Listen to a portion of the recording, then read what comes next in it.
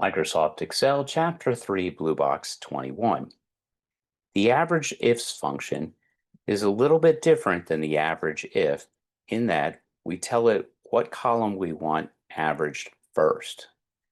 Historically, there's a reason for this. It made more sense to do keep all the criteria together. So criteria range, criteria, criteria range, criteria, which meant that they went ahead and shifted what it was that we were going to average in the first argument that we had.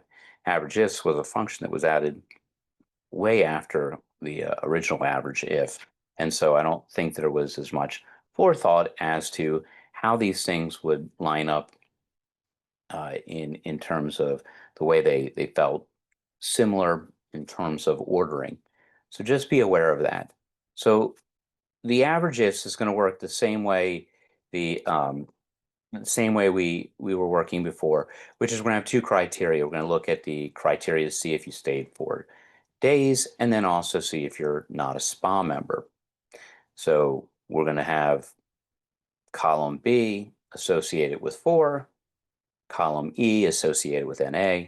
But the first thing we're going to put in is what column we want average, which is, again, what we see in column D. So more functions, statistical, and in this case, we're going to use the average ifs. So again, the first thing we're going to do is give it what range we want to average. And so that was a little different than last time. So we give that first. That's D7 to D37.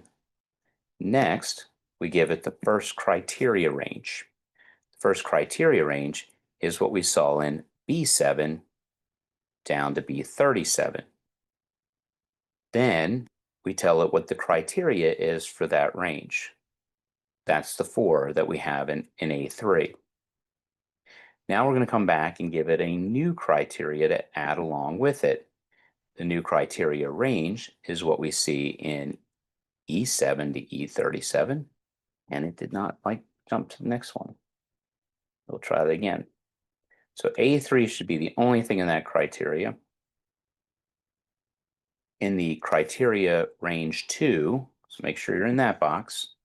Now we're going to highlight column 8, E7 to E37. And we'll hit the plus so we can tell it what the criteria is. Make sure that you click in to criteria 2, and criteria 2 is the NA. So again, here we have 5 pieces of information. What are we averaging? The values in D7 to D37 if the criteria is met. What are the criteria? Criteria are, did you spend 4 days? That's what's in B7 to B37. BA3 is telling it 4. And then, were you not a SPA member? Were you not a SPA member information is in E7 to E37, and the criteria is the NA that we see in A4.